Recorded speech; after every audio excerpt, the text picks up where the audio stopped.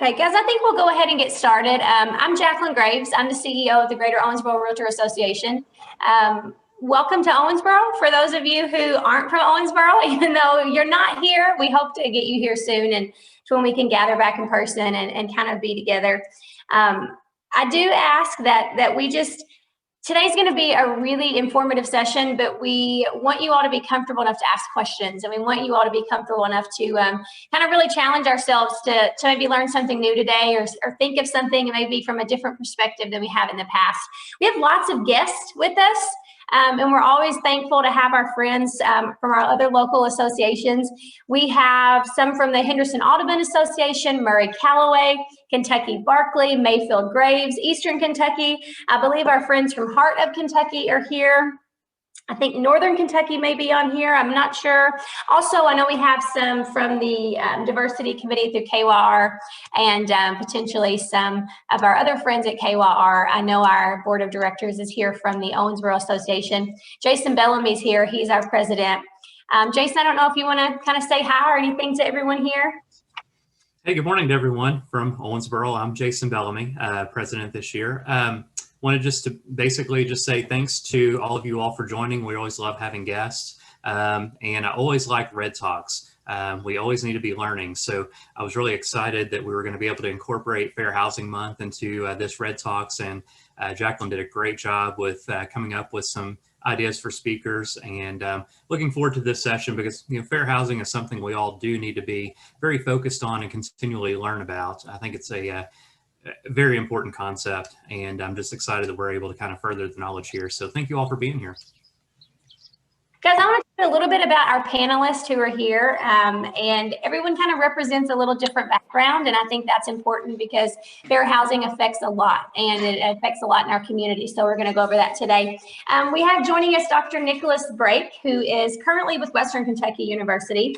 He is a director of doctoral studies from the School of Leadership and Professional Studies. That always makes me feel really dumb when I say that, Dr. Brake. He's a native of the Cincinnati area. Again, I told you about his position at Western. Dr. Brake has a very unique background. He has a very long history in education. Not only was he a teacher at the high school and collegiate level, but he also is the former superintendent of Owensboro Independent School District, which is the largest independent district in Kentucky, have over 5,300 students through 11 different school sites. So he knows how to manage people and children, and has really seen a lot in the terms of housing and things that our families go through and the challenges that they face. Dr. Brake also has served as the leader of our Greater Owensboro Economic Development Corporation. So he understands why issues like fair housing are not only important on a humanity issue, but also for community development. So we look forward to hearing his perspective. Also have Raquel Carter here. She is the principal broker and owner of God Realty, Inc., and also a KREC commissioner. So she has a lot of hats and a lot of different roles. And Raquel was appointed to the KREC by Governor Beshear in August of last year. Again, like I said, she is a broker and owner, so she has that realtor mind and understands the challenges that you all go through and the different ways that you all can work through those challenges. She has been a licensed realtor and a member of LBAR since 2002. So again, lots of experience there, understands why issues like fair housing is important, and I'm sure she has probably seen some things that relate exactly to the rules and things that we're doing here. Raquel serves on a lot of different boards and is a great community partner, you can tell just from reading this. So I know that you are going to learn a lot from Raquel. She lives in Lexington also with her husband and their 2 children.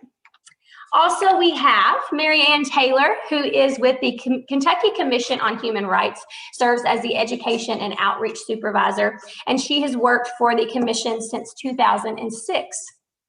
She has a lot of history with that organization, and she has led the education and outreach team since 2009. I know that we're going to learn a lot from her, and I can't wait to just hear kind of about some of the challenges and things that citizens of the Commonwealth are going through. And I also have to say that Mary Ann has how many sets of twin grandchildren? Did you say 4? 3? 3. Yes, and Raquel and I got to see one set of them, and they are adorable, and I hope they pop in from time to time. Yeah. So Mary Ann, let's get started with you. If we can just get started, give us just an overview of fair housing, how it came about, and the importance of it. I will. Welcome and hello, good morning. I don't see anybody with their morning coffee out. I don't know how well that's going to play, but if you got it, get it. Yes. Okay. My understanding is that this is and should be a fairly interactive piece of the panel. So I am comfortable to just talk with you. I'm a firm believer that adults learn best by finding out what they want to know, not what they already know. So I'm sure that many of you are familiar with fair housing, but maybe not quite in the way that I may present some things to you this morning. Usually the Kentucky Commission on Human Rights approaches fair housing from the human's perspective, not necessarily the financial perspective or the realty perspective. We don't get financial until we have to sue you. Okay, just to be quite honest, and let's hope that that never happens to anyone that's on this panel. Although I did look through the names to see if there was anybody that I recognized, if I had any repeat offenders online, and thank goodness we don't. But so let me just ask you just a few questions, and you don't have to answer them out loud, but just think.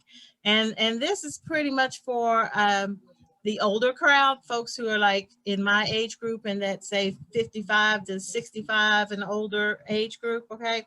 Yeah, I know half of y'all just don't even listen, but just think about this. What makes your neighborhood desirable? What makes a desirable neighborhood where you want to live? For me, it's being able to drive 2 blocks and get to Starbucks. Okay, I don't care how much the coffee costs. If I can drive 2 blocks and be there, that's a desirable neighborhood. It's also a neighborhood that has a small playground that is enclosed, where all the gates can lock and I can sit on the bench and not worry about anybody escaping.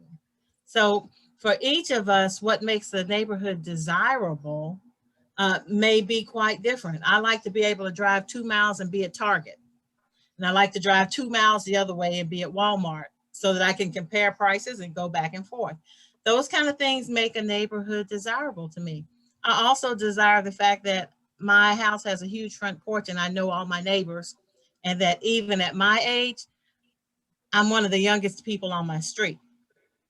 Okay, so there are many different things that make a neighborhood desirable. Now, how does that play into fair housing?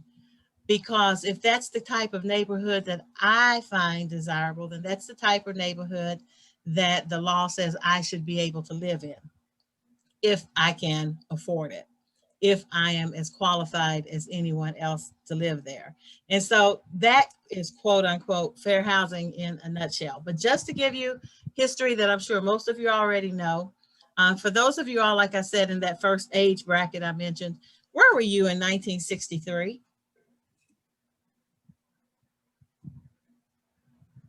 Well, I was coming fresh out the womb, okay? But think about 1968. Now we're a little older. I'm heading into first grade, and there's this guy named Martin Luther King, and I don't really know him, but I know that everybody is incredibly upset that he just got shot. I can't understand as a little kid why everybody is screaming and yelling and crying and wanting to fight and suddenly deciding that they don't like any white people and then deciding, okay, well, there's a few good ones. You know, oh, I forgot to tell you all, I'm just very blunt and real when I do presentations. So, okay, so that was a very volatile time for America, okay?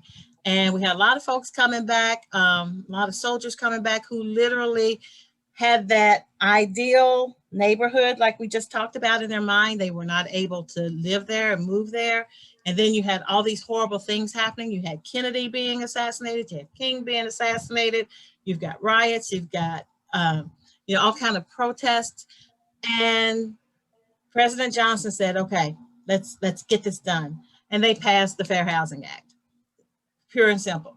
The point of the Fair Housing Act was twofold. One, to encourage integration, and two, to provide fair housing. Now, as most of you know, The law was there, and you can change legislation. You can't necessarily change actions in people's hearts and minds.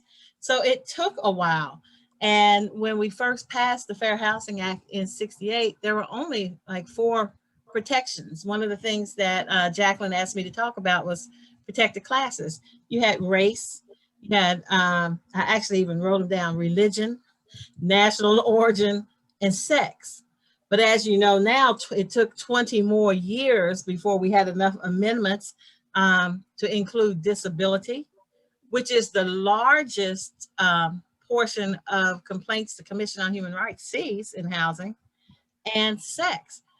And you know, I still consider myself a younger person, it just unnerves me to no end that it took us until the 80s for women to be able to buy a house on their own without their father or their dad's permission. Yeah, but we have it now. And so that too is a portion of the whole fair housing concept, of the whole concept of furthering fair housing. So the law basically says we have these protected classes: race, religion, national origin, sex, disability, familial status. They also include color. Now we're also including the LGBTQ community. So what does that mean for you guys? When I do charges of housing discrimination at the Kentucky Commission on Human Rights, we are usually charging our landlords. But when I write those charges up, I'm coming after the homeowner, okay?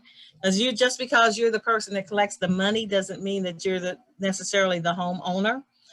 So we file our charges against the homeowner. And then if there's been some shady financial transactions, that's when we start looking at the realtors. Well, who sold you the property? I'm looking at some cases now that are centered clearly around appraisals, inspections, and those types of things. Guess what? We're not coming at the people who live in that home. We're coming for realtors. And when I say we're coming for, I mean, we're not a bunch of bandits coming for you, but that's who we're charging now. And so when we talk about fair housing and we talk about fair housing acts, it's not just the discriminatory aspect of you didn't get to live here, or you weren't shown this property because you're a member of a protected class. We're actually charging the realtors with discrimination for not showing a property, because that is included in the law as well. Or the appraisal companies for misappraising homes. The banks for financial transactions, for deciding that someone like me is just not going to be able to handle a 32-year mortgage at this point in my life and not want to give it to me. So those are the kinds of trends, the kinds of things that we're doing, that we're seeing now when we're talking about fair housing. Very quickly, hey, Mr. Sanders. Hello. Hi. One of the other things that I want you to know is that throughout the state, we do have at least 23 cities that have fairness ordinances. So even though when you look up the Kentucky Fair Housing Act, or if you actually go to the KRS 344, you may not necessarily see that language written in state law, but these individual counties and cities have actually adopted those ordinances, so the same rules apply. That city, that realtor, that landlord, that housing provider can still be charged with a discriminatory act because they have not allowed, certain privileges to the LGBTQ community. And of course, you all are probably familiar, I'm sure, with the Uniform Realtor, I can't even say it, Realtor Landlord Tenant Act, URALTA. We have about 22, 23 cities that have also adopted that. That's one of those things that if you get real technical and read the law, it says a city may adopt. It doesn't say that a city shall adopt. So not all cities in Kentucky have that. Not all counties have that. But if you can encourage it in any way in your region, it does work in your favor. So many times when I've done conciliation trainings with housing providers, the comment that I always hear is, there is nothing here for us. There's nothing here that protects us. Everything that's written in law is for the renter. Everything that you're telling us is for the other person. There's nothing here to protect us. Should your county or city decide to adopt this URALTA ordinance, that finally puts some protections in place for you as a housing provider, as well as the person that you're providing housing for. So if you ever have the opportunity to speak to that and support that, I encourage you to look at that and do what you can, because it is completely necessary. Let's see. Jacqueline also wanted me to talk about the most overlooked protected classes. You know, when we talk protected classes, our mind initially does want to go to, okay, race, religion, but disability, as I said, is by far the largest quantity of complaints that we have. A lot of the disability complaints that we see, I would say maybe even 80% of my complaints now all center around the service animal, the emotional support animal. And that's a pretty popular subject now, so it's not as overlooked. But one thing I definitely want to bring to your attention that is overlooked is the fact that it may not necessarily be the homeowner or the person renting the property that is disabled. It might be the caregiver for that person that is disabled. It might be the family members of that person that's disabled. It might be a significant other or someone who is coming to visit that is the disabled person. And we often overlook that, but it is just as important that my caregiver, even if my caregiver has mobility issues, be able to get into my home. Be able to move around my home, be able to have all the accessibilities of disability housing that I have. So that is a very much overlooked protected class. The other overlooked protected class I wanted to bring to you is when we talk about language barriers.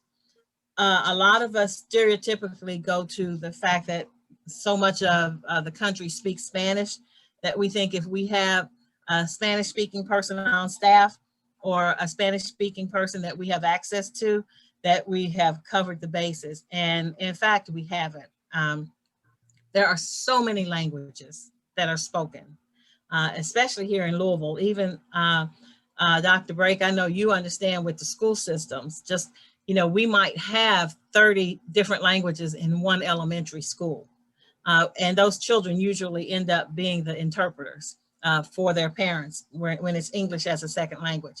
So just keep in mind as realtors, as housing providers, that when we talk about English as a second language, it may not necessarily be Spanish.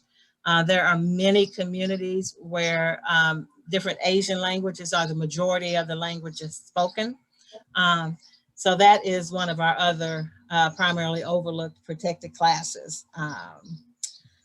And I think that's pretty much the overview that Jacqueline wanted. I'm checking my notes to be sure. If somebody files a complaint with me, you got 365 days to get it to us. Now that is harmful to you guys. So I want you to keep that in mind, because I can't tell you what happened 3 weeks ago. And then somebody comes back, you know, and they're on that 300th day, they've got 65 days left. And then all of a sudden you've got some kind of discrimination charge where your transaction didn't feel fair to them. You know, and you've got to go back and think, what happened a year ago? But the statute of limitations is 365 days. So there's a whole year out. And a couple of things are going to happen when they call and file a complaint with our office. We're going to try to conciliate, and that can go on at any given time, basically where you guys, the respondent, the housing provider says, nope, we didn't do that. And just to be very blunt, we're going to give you X number of $1,000 and go away, and please don't ever come back. Or we're going to investigate. And the investigation can also end up costing you just as much as the conciliation, because you may end up needing your attorney, and attorney fees can just skyrocket and, you know, continue to snowball. But we hope that we can always conciliate up front. When we investigate a case, though, it's pretty cut and dry. We're going to look at all the evidence that you give us. We're going to look at all the evidence that our complainant gives us. We're going to talk to witnesses. We're going to look at roles. We're going to, you know, do everything an investigator would do. And then very simply, we're going to lay all that information down next to the Fair Housing Act.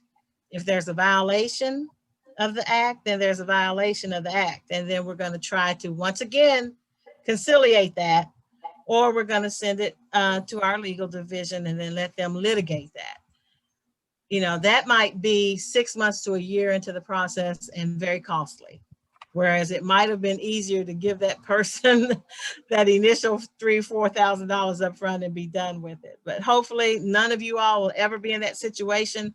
Like I said, I looked through the names. I don't see anybody that I recognize, and that's a good thing. I haven't had to write up any complaints on anybody on this call. But that's pretty much how our system works. We used to have 100 days to solve an investigation. HUD realized that that was almost impossible and kind of changed that for us. We are a law enforcement agency. Any decisions that we make do carry the weight of law. If you want to appeal one of our decisions, then that's a circuit court issue. So, all right. Now, Mary Ann, you're talking about all these things, and I just keep thinking, like, mainly, like, this is a humanity issue, right? Like, that's the base of this. But Dr. Brake, I'd like to hear your perspective on, from a community development perspective, and trying to recruit not only individuals, but businesses to relocate to your community. How does this impact what other people see when they're looking at us? Hit the unmute there. Well, thanks, Jacqueline. You want me to hit that perspective? You want me to hit the other perspectives? I know you had talked about policy in the gambit, and she'd asked me to kind of look at it from those three perspectives. You know, that of the children and the families that I've worked with, and the business side, the economic competitiveness side, and of course the policy leadership side. That's what I research and teach about now. But in a lot of ways, the public policy created a lot of these problems over the years. But you know, the sense of it is that there's this big, huge divide all the time between doing the right thing for people and being economically competitive. And while there are some examples of that, I think what you see now in the development world is some of that sort of getting closer together. It used to be that people wanted to have a certain kind of housing for the businesses that were attracted to communities. And what I found in the last few years, especially that I was doing economic development, is that the CEOs and the people that were making these decisions were much more concerned about their workforce. And that workforce is much younger. It looks a lot different. It's much more diverse. It's much more inclusive.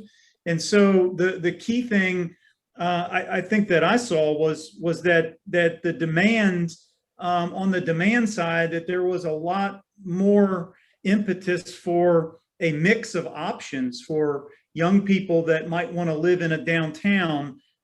We also see, I'm very sensitive to what Mary Ann said in her introduction about what she wanted. And I know her greater point was that what someone wants ought to be what they had the opportunity to have. But I think what people are starting to want, what I was starting to see as I was sort of leaving the economic development world and going into the school district leadership world, is that people want to be in the networked cities again. They don't want to be in a cul-de-sac as much as they used to. I think that, you know, and a lot of this is really I think you all as realtor groups, I think, have the opportunity to influence this, because you know, I heard from a lot of people that wanted to move into the city school district. Our district was much more diverse than most school districts west of I-65, especially. About a third of our students are non-white. About 3 out of 4 of our students lived with certain kinds of disadvantage, mostly sort of poverty type of disadvantage. But people wanted to have their children exposed to diversity. They want their children to understand all different kinds of people. And they also wanted to live in an environment where they didn't have to spend their whole life in what Herbert Marcuse called the 3 boxes, where you were in your car, you were in your house, and you were in your device or your TV set. And you know, the city really gave people the opportunity to have front porches where they interact with neighbors. They're on network streets, so they could have the option of having a bike, a car, or a pedestrian opportunity. And I think that's really what's guiding a lot of things going forward. And I think actually small cities are, because I know Kentucky is a mix of mostly small cities. We have a couple of big towns, but then we have the, you know, the typical small city Main Street. And I think that small city Main Street is really what's guiding a lot of development now, is building things around the Main Street and then having housing where you can walk, but you can also get in your car. You can have interactions with people. And I think that really is what I saw from the development or from the business world that was starting to be in demand. And you see in bigger communities, a lot of the suburban developments are being built like small cities now in a lot of bigger cities. I know in Louisville, you have Norton Commons, which is a similar type of setup there, sort of an urbanist type of setup, but you have that mixture. So I think part of that is that the business community wants to have a mix of options, and they don't want to be in, you know, they want to be in communities that have a combination of all kinds of people. They want them to be safe, but they also want them to be inclusive. And that's really kind of where from the policy side of things and the policy leadership side of things, you know, when I was in the school system, we had an awful lot of issues with our Burmese community and the safety that they had. In fact, I had a group of staff that were doing a home visit when stairs collapsed in one of their housing complexes. And, you know, my principals were some of the biggest advocates for landlord-tenant laws. We had one of our schools is very highly high poverty school, 99% free and reduced lunch, where we have a very transient population. We would only have about a third of our students left at the end of the year when they go to take the state test that started the year with them. So not only is that an educational issue, but the problem that led most of this transience was eviction. And Matthew Desmond, in his book on eviction, basically says that eviction is to disadvantage females what incarceration is to disadvantage males. And we found that to be true, because most of what we found as we dug into those issues is those families would end up in an eviction situation, and they would scurry from one place to another around the city and around the rural areas, and then maybe come back again. And that lack of housing stability was a major issue, not just for their families, but it was a huge issue for those kids educationally. And so my principals were huge advocates for, and we studied a lot about housing and the fairness ordinance and landlord-tenant restrictions and how all that came to play. But we also saw in our school district sort of that really interesting blend that you see in a lot of the research now about upward mobility and students that are in a mixed environment, mixed income environment, mixed race environment, a mixed environment where not one particular type of circumstance dominates wholly over the others. I'll just take poverty, for example. We know that in schools where there is a mix of poverty types and income types, those schools tend to do better than schools that have 99% poverty. And so a lot of that comes with trying to create neighborhoods where you have multifamily and single family together. And so I think as a realtors group, trying to deal with, particularly from a policy world, how you create an environment where you can have those kind of stable neighborhoods all around. And you can really look at development patterns, because honestly, I know in our community, during my time in economic development, the sprawl pattern that we started seeing out in the eastern part of our community, I think it's a huge challenge that's, not only a threat to economic health, but it's a threat to environmental health, public health, mental health. And the costs are pretty significant. It's certainly, one of the most significant and disastrous development patterns ever created. So I mean, honestly, I think that a lot of the segregation comes from the development patterns. And if we can attack some of those development patterns by allowing more mixed use, mixed housing, and network streets where people can interact with each other, that creates the social capital. It eliminates a lot of the despair, the isolation. I could go on and on about this. I could give a couple of different case studies, but I think that the 20th century was more about the car and getting around and mobility. I think the 21st century is going to be about finding a place worth staying and creating attractive places and neighborhoods. And those neighborhoods need to revert back to the kind of neighborhoods that we had right as the car was coming about, because I think the car led us down a development pattern. And quite frankly, city governments and developers formed a growth coalition that essentially did this. And a lot of us didn't know what was happening. A lot of us stood idly by. And I think realtors associations, school communities, all kinds of different groups need to kind of band together and insist that this development pattern be restrained and even changed, because creating those kind of mixed environments, all the evidence is there that it creates better economic health long-term, mental health, physical health, less segregation, all the challenges, a lot of the challenges that we're dealing with now in society. I think a lot of it go back to this really destructive development pattern that you see dominate everywhere. And if you're a city person and Louisville, look at Shelbyville Road versus Bardstown Road, and that's what I'm talking about as far as that kind of Dr. Greg, you're talking about when you start talking about the schools and the children and how the stairwell collapsed. It made me think about, I have a 6th grader now, but I didn't know the different, you hear about poverty and you hear about housing issues. I didn't know about those things until my daughter started going through school, truly, because growing up, we were very middle class, but I didn't have a lot of friends who were poor.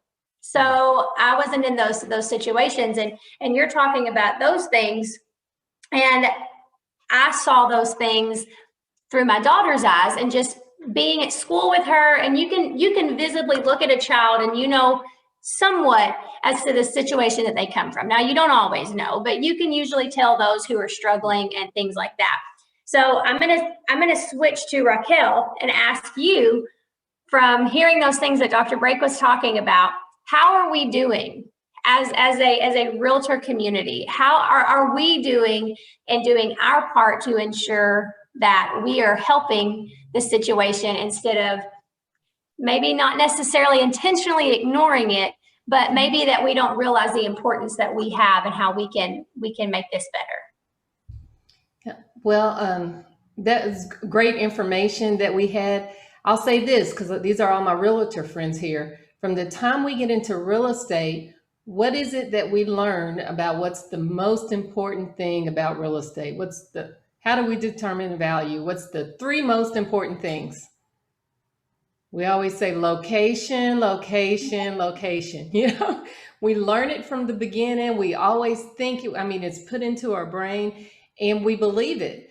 And we have used that. I guess I would backtrack a little bit about how well we're doing. I think we're just doing okay. You know, we're not being intentional about making a change in these areas. Like you said, I don't think that we're always intentionally doing something negatively, but we're not intentionally correcting some wrongs that have already been created. And just the common practice or the common thought of location, location, location, that makes sense. There's no way that doesn't make sense to us as realtors, right? I mean, everybody would agree with it. But if we're saying location, one location versus another location, and one of the locations is a waterfront property versus a location that's not, now that makes sense. That makes sense why that value is different. But if we're looking at two similarly constructed properties, similar quality, same time frame, same age, in one neighborhood versus the other neighborhood with other similar qualities, and we're calling one more valuable than other. Oh, it's the location, it's the location. We have to ask ourselves why.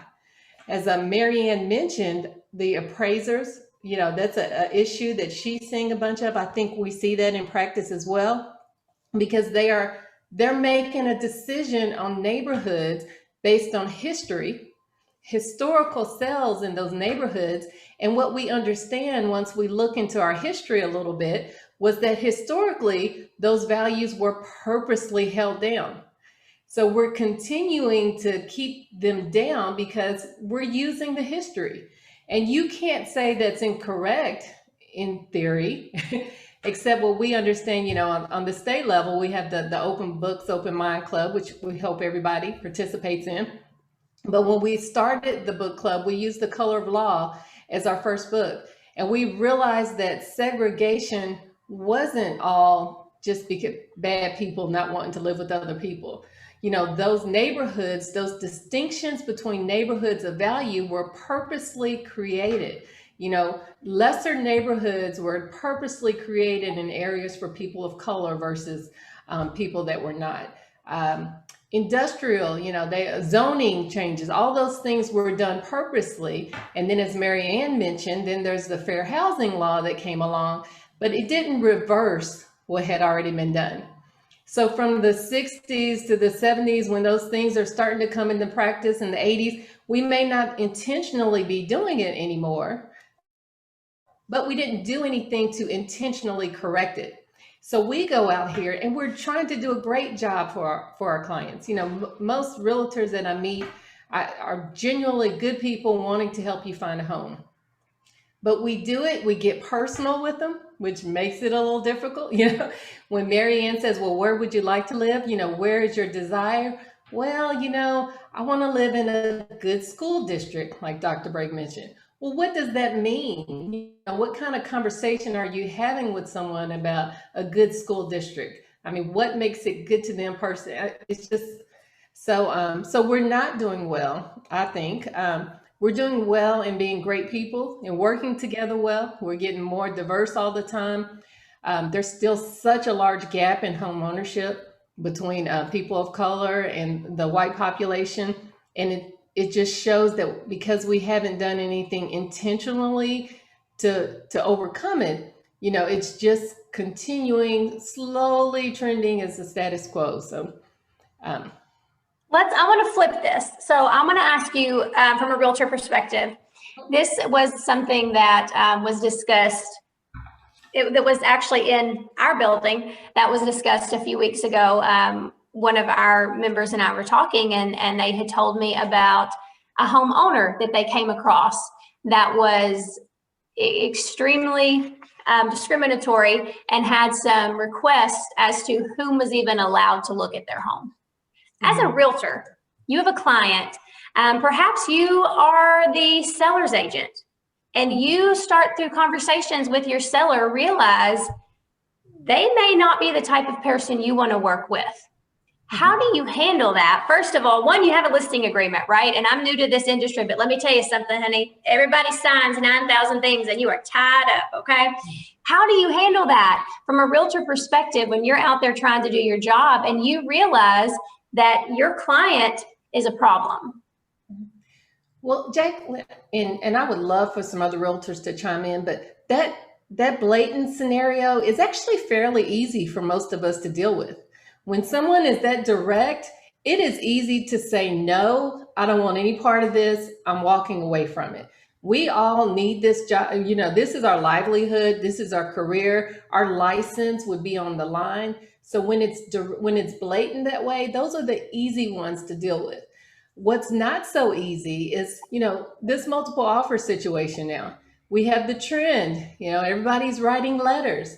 So they put the letter in there. Oh, our family is beautiful. They put the nice little picture and it's a little blonde wife and husband, and they got the cute little twin, you know, and the seller is looking at, oh, here's a list, but they see this picture of this particular family that looks like them. That's the more challenging thing. And these things we're encouraging. You know, we as realtors are encouraging, and we're falling back into the same trap that NAR put us in back before the fair housing, you know, where they made we had rules and things that prevented us from showing houses to people of color. Well, now we're just doing it a little bit more subtly. We're showing them the house.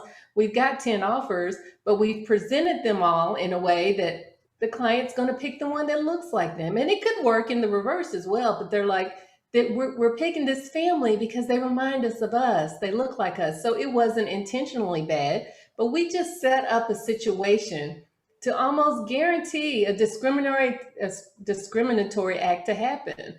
And so Mary Ann's going to be busy. You know, I think there's a lot that's going to be coming down the pipeline regarding financing. I know Justin and I have talked about this before. You guys, people, realtors, us, all of us people, we're teaching our clients that FHA loans are like death. You know, like, oh, if you have a conventional FHA, absolutely go conventional. And we think we're giving good advice, but are we really creating a scenario where we're discriminating against a whole group of people, you know, that are able to purchase a property? They've qualified, they're approved, they're able to purchase it, but we've made them a lesser class of buyer. So those things are happening in this market. I know they'll continue to happen in different markets. And I think this is what we need to do. Like everyone here that's having this conversation. And I love the feedback from the other realtors on how you're dealing with it and feeling with it.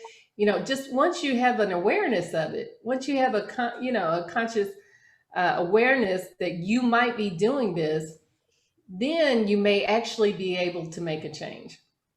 You brought Justin up, so I'm going to call you out. Justin, he's like, yes, I'm ready. I always throw him under the bus with me anytime I see him. So when you talk about unintentional discriminatory language, Justin, let's talk about when you're listing a home and you have that description. And I mean, you're making it sound like it is an HGTV dream home. What are some things we should not be putting in that description? I mean, there are some things that I think maybe once upon a time were accepted and that were encouraged, but now, and it reminded me of that when Raquel was talking about the love letters, right? Things we're not supposed to be putting in there. What are some things that we are not supposed to be putting in those descriptions? Well, hi, everybody. Thanks for the question. Surprise panelist, I guess. For those who don't know me, I'm Justin. I'm the CEO of the Lexington Bluegrass Association of Realtors, and Raquel and I find ourselves having conversations together all the time, a lot on Zoom these days. Yeah, I mean, obviously, when we're talking about an advertising property for sale, there are things we need to avoid. Many of your MLSs will provide some tools built in to sort of flag these things if and when they happen. We certainly have one. You know, but anything that would look to target a protected class would be problematic. I would say the one that I see that pops up most often is the use of the word young family, right? Like that's a very common, you know, easy to make that mistake,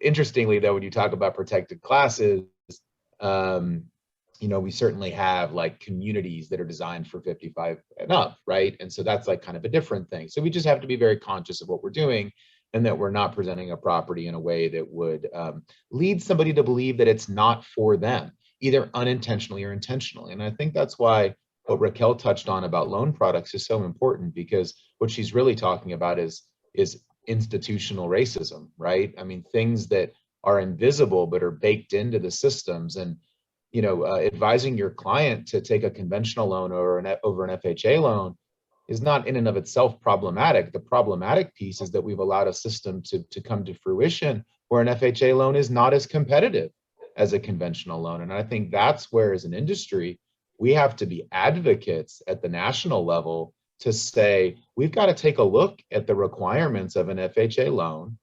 And if people are avoiding FHA loans because they're worried about having to deal with a railing, right, that has to be installed to qualify for that loan, I think we need to have a conversation about why that's a requirement and whether or not it still needs to be one. I mean, that's a big national conversation, but it's something that I think even we at the local level should be agitating for, because it's hard, especially in this market with 40. You're trying to differentiate a property, or you have 44. I mean, God, we had a $400,000 house the other day with 44 offers on it.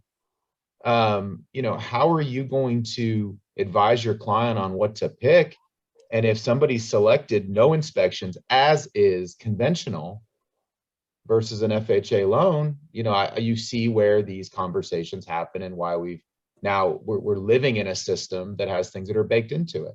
And although I think today as an industry, we are doing a much better job of not intentionally discriminating, the reality is we did so for at least for decades, if not for longer periods of times than decades, where there was explicit racism. And we've talked about that for those of you that participated in our Kentucky Realtors Book Club, looking at the color of law. I think we're doing better on the explicit side, but we really still haven't fixed, the implicit, the thing that's just there and invisible to us. And I think that's where programs like this, and I congratulate Owensboro on hosting this today. This is where sessions like this begin to uncover those implicit problems that we've got to tackle head on. Mm-hmm. That's true. One thing go ahead, Arlene. One thing I commonly still see, and it's not to do with racism, but it has to do with fair housing, is in the description, when there's things close, instead of saying it's close, people saying a short walk. And that's discriminatory too. For the handicapped. Mm-hmm, that's true. And I think that, that goes into what Mary Ann was saying earlier about understanding, if we are not only when it comes to, how are we protecting those with disabilities? How are we accommodating them? And it's not just the person who lives in the home. And I think that's important to realize too, that at the end of the day, it's a humanity issue. And I think what can we do to take better care of our community? I have not met a single realtor in my short time here that wasn't a compassionate, caring person and who didn't truly care for their clients. And I think that, generally, realtors are people. Some of you are a little different personality-wise, but you enjoy working for people. And I think it's important to channel that passion that we have for people and turn it into change so that we're actually doing a better job of protecting those people. I have two quick questions, one for Dr. Brake and one for Mary Ann. Then I want to open it up for just a couple minutes of discussion if you want. Dr. Brake, if you will, if a community could do one thing to make itself, one, a better community, but two, more attractive to those, what would that be? I think I would go back. I do think housing is ground zero. The Color of the Law book was a good example. If you watch the show, Show Me a Hero, about the housing problems they had in Yonkers years ago. Housing is really ground zero on many of the challenges that we're facing today. And so I think trying to create, I think what you guys are doing from the standpoint of digging into inclusion, equity, and access, I think that's a huge part of it. But I also think that trying to create more livable communities on a human scale is a huge part where we can develop the kind of neighborhoods that that offer the mix of the car, the people, with mixed uses and mixed incomes and mixed housing as far as types of housing. I really think that's where the market's going to be. I think in some areas it's going to be a little later than others, in some communities, the size and that sort of thing. But I just feel strongly that a lot of the things that ail us today, from the conflicts over social justice to the conflicts over our polarization, just come down to people not interacting with people the same way that we used to interact. And once you start to get to know people, and once you bring different kinds of people into your neighborhood and they become part of the fabric of who you are, it's a game changer. Because you're right, Jacqueline, either people don't necessarily naturally want to do that. They naturally want to be the other way. But we've got all these forces that are dividing us and moving us away, in impeding our ability to connect with one another. So I think anything we can do to promote that kind of bridging social capital between different kinds of people based on income, race, and all the other different aspects of inclusion, I think that's huge. Mm-hmm. Agreed. Mary Ann, you see us differently than we see us. You deal with those on here, not only too in real estate. I know we have some affiliate members on here that are in insurance and that are appraisers and perhaps inspectors. You see us and you know what we need to do to be better. So can you give us just a little bit of advice of maybe how we can be more intentional on being better? Yeah, and those were the words that you took the words out of my mouth. It's be intentional. I mean, literally, you can be as intentional simply as you want to be. It can literally be something like, put a sign up in your office that says, be intentional. Be intentional. I am intentionally going to show this property. I am intentionally going to have an open mind about this particular property or this business or this particular development. Think constantly about who is this decision going to affect? And think about ripple effects.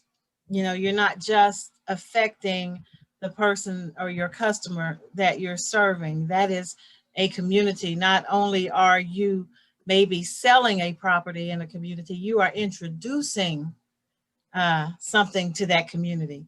So, I mean, those are the very words. If you could leave this particular panel with anything, the theme would be intentional. Mm-hmm. But be intentionally good. Be intentionally fair, be intentionally open-minded, be intentionally willing to listen to another perspective. And just very, very quickly, like Ms. Earlene said, we name our protected classes and we're real quick to rattle those things off, race, religion, disability, this, that, and the other.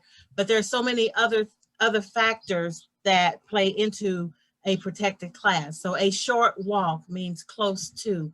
Be intentional in how you define your properties, particularly in advertising, because that is protected by the Fair Housing Act. And we can unfortunately zing folks on how you word an ad as easily as we can ding you on not showing someone a property. I live in Louisville, so if you're going to tell me I have a house that's within the Southeast Christian community and 3 blocks from Blankenbaker Road, well, if I'm a member of Southeast, then that's right up my alley. But if I'm a member of Westside Baptist, I don't need to know that. So just be intentional in all that you do, but be intentionally good. Mm-hmm.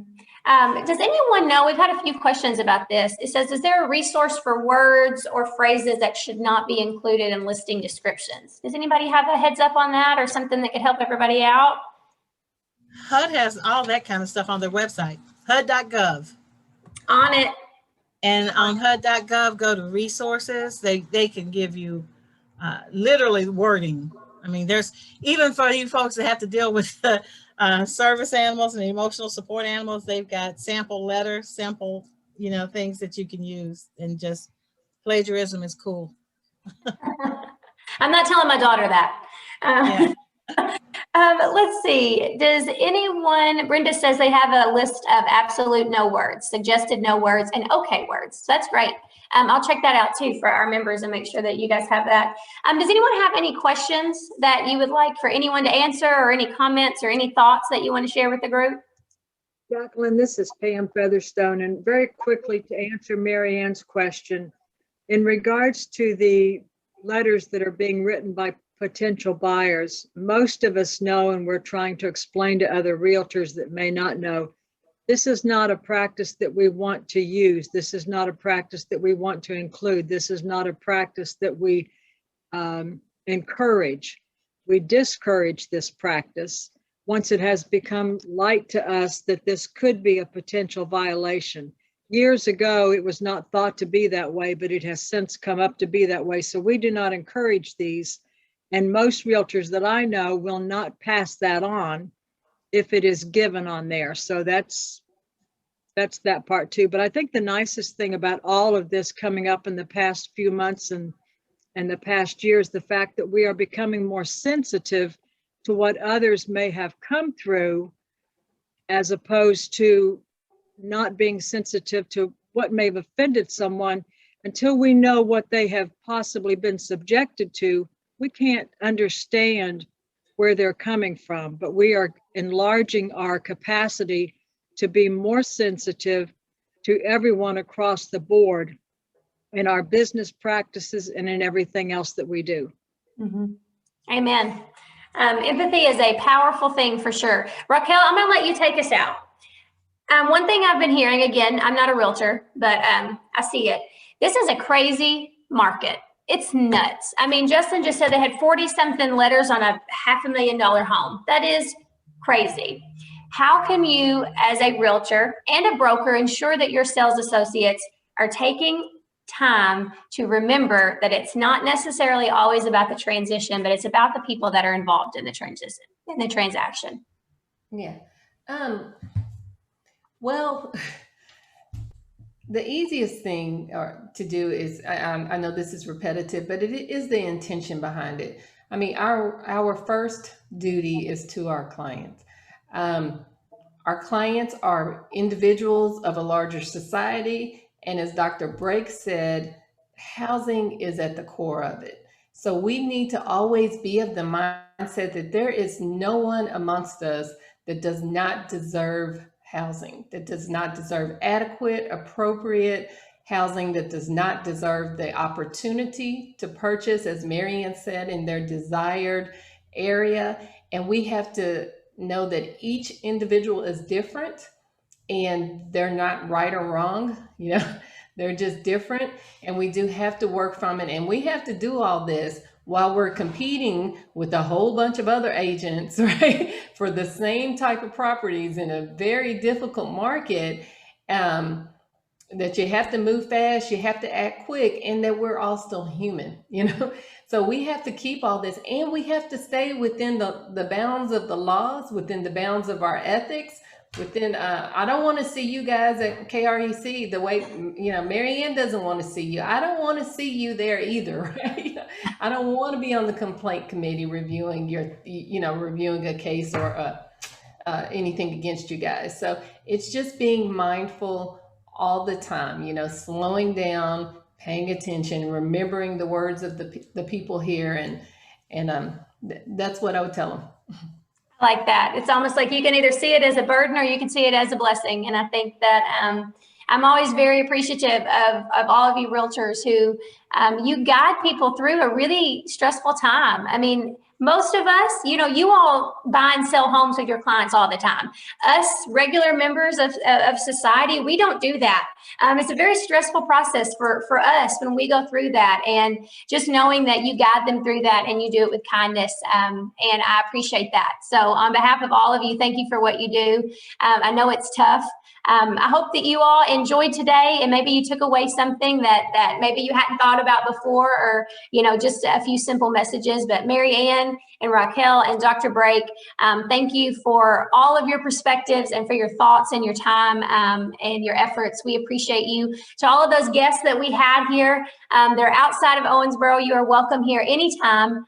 We would love to have you one day in Owensboro so that we can gather and fellowship together. But until then, we will see you in these little tiny boxes, and we will do our best to grow and learn together. So thank you all for being here so much. Again, to our panelists, we appreciate you.